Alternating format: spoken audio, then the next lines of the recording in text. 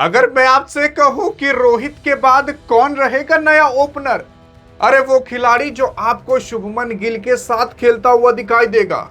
अरे ऐसे एक दो नहीं यार, टोटल 4 नाम सामने आए हैं जो आपके रोहित शर्मा की जगह खेलते हुए दिखाई देंगे। क्योंकि जब से ये खबर मार्केट में आई है कि आपके रोहित शर्मा अब आपके चीफ सेलेक्टर और गौती भाई के अगले वर्ल्ड कप की प्लान का हिस्सा नहीं है, तब से काफी ज्यादा खबरें ये चल रही हैं तो भैया ये नहीं तो कौन सही, मतलब तब रोहित शर्मा की जगह पर कौन खेलेगा। मतलब ये इंग्लैंड की सीरीज बीतने के बाद आगे जितने भी ओडीआई की सीरीजें आएंगी वहां आप देखिएगा कि आपके रोहित शर्मा स्क्वाड में ही नहीं रहेंगे। क्या पता उससे पहले ही आपके रोहित शर्मा संन्यास ले लें।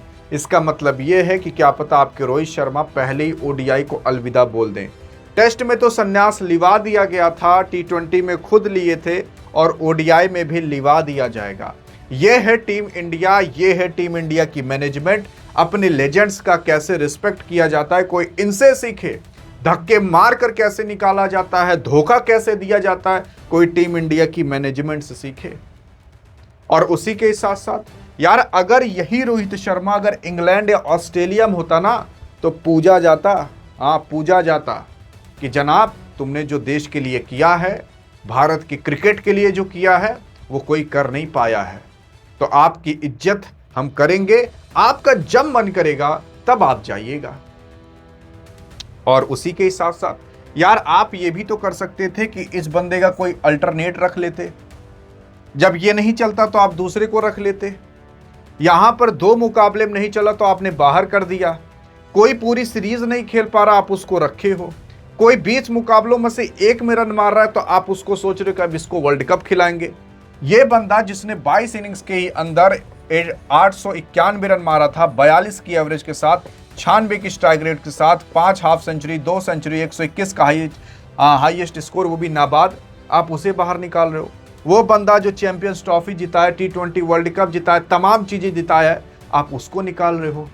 और मैं आपको बताऊं जो लोग निकाले हैं उनकी नौकरी भी इसी बंदे की वजह से चल रही थी। क्योंकि अगर ये बंदा अपने कैप्टनसी में ना जिताया होता तो आप ऐसा समझ लीजिए तो उनकी आज नौकरी ना होती। अगर रोहित शर्मा की कैप्टनसी में रोहित शर्मा चैंपियंस ट्रॉफी हरा दिया होता ना तो आज गौती भाई की हेड कोच का जो पद लेकर बैठे हैं, चीफ सेलेक्टर अजीत अगरकर जो बैठे हैं, वो रहते ना। मैं आपको बताऊं यार यहां पर गौतम गंभीर की भी गलती नहीं है, उसकी भी नहीं चल पा रही, चल उसकी रही है जो स्क्रीन पर दिख नहीं रहा। नाम बताइएगा जरूर, देखते हैं आपके मन में कौन सा नाम आ रहा है। यार देखो सबसे पहली चीज यहां पर कहा जा रहा है क्या पता आपके साई सुदर्शन आए या जायसवाल आए या ईशान किशन आए। मैं आपको सारे नाम दिखाता हूं और वो उन्होंने क्या कारनामा किया उसके बारे में भी देखेंगे। सबसे पहले आते हैं आपके ईशान किशन साहब। अब ईशान किशन को ओपनिंग का मौका मिलेगा कि नहीं, क्योंकि लेफ्टी राइटी का कॉम्बिनेशन गौती भाई तो चाहिए ही।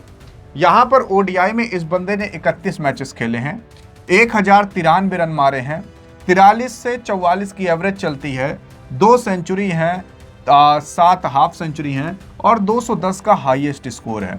यही 210 का हाईएस्ट स्कोर आज तक इनका स्टैट थोड़ा संभाल करके रखा हुआ है। ये 200 रन निकाल दो तो अभी ये 800 रन पर आ जाएंगे 31 मैच में। लेकिन हाँ इस बंदे के अंदर काबिलियत है, ये बंदा खेल सकता है। लेकिन अगर आप ओडीआई में कहो कि इनसे ओपनिंग करा दें तो नहीं भैया, अगर ओपनिंग करानी होती तो अभी तक ये लोग करा चुके होते और दूसरे प्लेयर को फिर ये लोग ना देखते। आप इनको सोच रहे हो कि इनको खिलाया जाएगा, ओपनिंग कराई जाएगी, तो ओपनिंग ये ओडीआई के अंदर नहीं कर पाएंगे, इतना आप भी जान रहे हो। क्योंकि अभी जब मौका मिला था तो 4थे-5वें नंबर पर उतारा गया था केएल राहुल की जगह। आप कहो कि ओपनिंग करा दिया जाए तो ओपनिंग नहीं कराया जाएगा। आपको भी पता है कि ईशान किशन से ओपनिंग नहीं हो पाएगी, टी20 में भले हो जाए, ओडीआई में नहीं।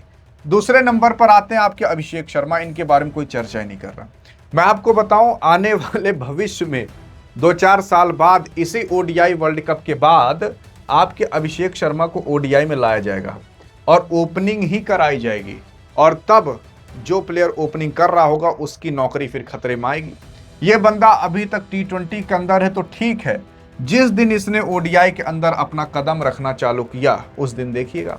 इस बंदे ने 53 मुकाबलों के अंदर 1618 रन बनाया है। टी20 की बात हो रही है, एवरेज 32 का चलता है। अगर शतक की बात करें तो 2 है, हाफ सेंचुरी 11 है और हाईएस्ट स्कोर 135 का T20 की केवल बात कर रहे हैं। ओडीआई तो खेला नहीं आज तक, तो अभी तो ये आ नहीं रहे, ये 2027 के वर्ल्ड कप के बाद ही आएंगे, इतनी जल्दी इनको नहीं लाया जाएगा, अभी T20 खिलाया जाएगा।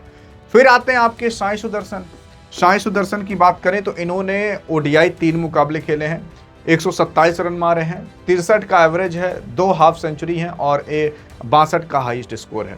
बात करें, ये वैसे तो आईपीएल के अंदर ओपनिंग करते थे, तो अगर आप सोच रहे हो कि आईपीएल के अंदर ओपनिंग करते तो टीम इंडिया के ओडीआई के अंदर ले आए और ओपनिंग करा दें, तो अभी तो इनको स्क्वाड में नहीं पूछा जाता। आपको क्या लगता है ओपनिंग कराई जाएगी?